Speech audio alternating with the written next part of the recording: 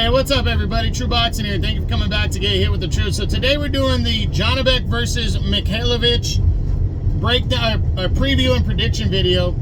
As Janibek Mikhailovich, the #1 middleweight in the world, undefeated, WBO and IBF unified champ, will return this Saturday, July 13th, to defend his middleweight crown against undefeated IBF highest rated challenger Andrei Mikhailovich. Now, before we get into that, if you could smash the like button, leave a comment, or subscribe to the channel, I really do appreciate any and all support that I can get as I continue to build my channel here. So we're going to discuss the three main fights on the card. Let's get into the undercard, which I'm actually drawing a blank for a second here.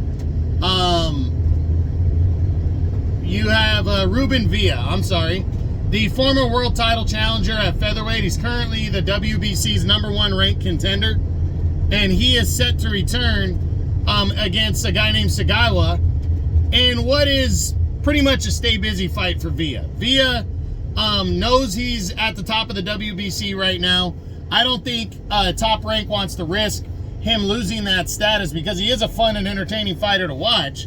If you remember his fight from a few years ago against Emmanuel Navarrete, he really gave it his all against Navarrete. He took knockdowns early in the fight.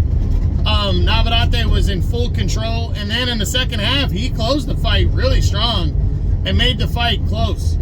But Navarrete would capture the vacant title, and Ruben Villa kind of fell off. You know, he didn't, not by losing to anybody else. He's undefeated since then. He took some time off, but he fell off in terms of in the public eye. Nobody really, has been talking about him since. But he's resurfaced in the past year and become a serious player, and is now the WBC's top contender. And he's returning to showcase himself. And I think he's gonna dominate this Sagawa and score a knockout win and retain his title. So we'll see what happens with that. In the co-feature this Saturday, God, why am I drawing a blank on this entire card? Oh, Raymond Muratalla, undefeated lightweight contender, highly rated by all the governing bodies, is returning to battle former junior lightweight champion Southpaw Tevin Farmer. Another interesting matchup for Muratalla. Farmer also taking a risk in his comeback to try, to make a big splash. And he's taking on a young, undefeated, strong fighter. And I think it's a risk for Farmer, but I understand why he's going after it. For Muratalla, he just cannot get sucked into allowing Farmer to be a pure boxer in this one. Farmer does not hit hard. Muratalla needs to attack him, cut the ring off, swarm him, overwhelm him, use his youth, by being aggressive and being in great shape. And if he does all that, I think he's going to knock Tevin Farmer out in the middle to later rounds and remain undefeated and move forward.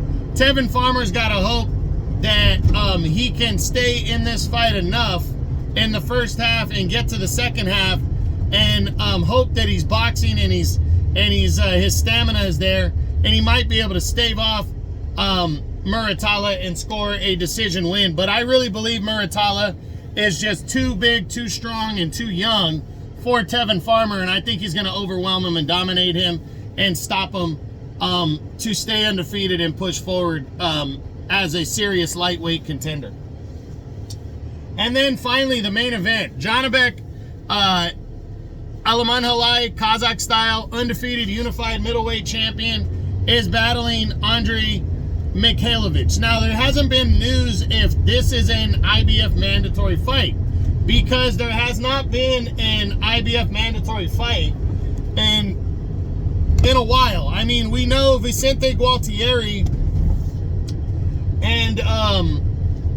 and what's his, goddammit, I'm forgetting the guy's name, is Esquiva Falchao. They fought for the vacant IBF title last year. So the title was vacant. I believe that was in July of last year. A mandatory challenger has not been established since then. There hasn't been a final eliminator ordered and happened to solidify a mandatory challenger. But Mikhailovich, undefeated, I think he's 21-0. He is the highest rated challenger right now at number 3. There is not a number 1 or a number 2. So the IBF technically can call this, you know, if they want to, they can call this a mandatory. So Janibek's next fight can be against whomever he wants and still be able to hold on to the titles. I think they'll classify it as that. Mikhailovich has a hell of a record. 21-0, 13 knockouts.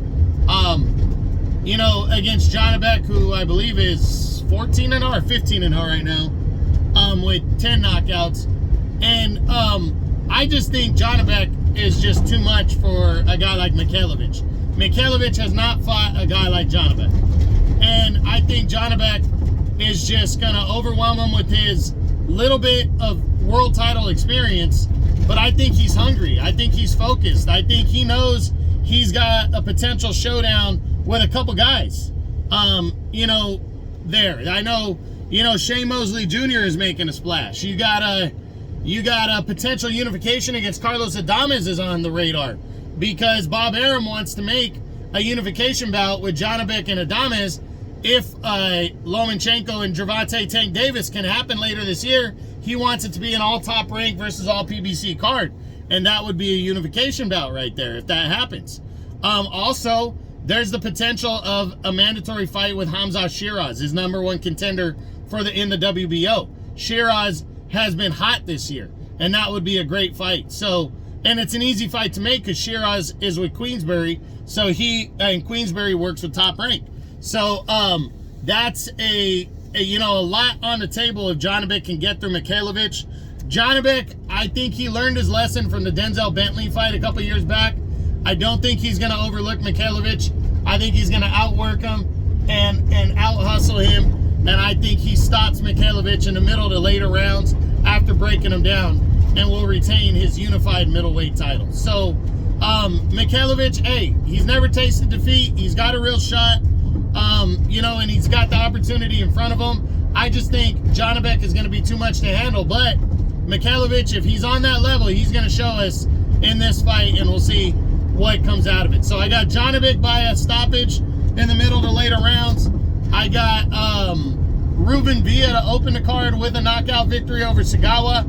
And then in the co-feature, I got Muratalla to break down and knock out his opponent, Tevin Farmer, as well. So that's it. That's what I got. That's my July 13th ESPN preview and prediction video. I hope you enjoyed it. If you did, smash the like button, leave a comment, or subscribe to the channel.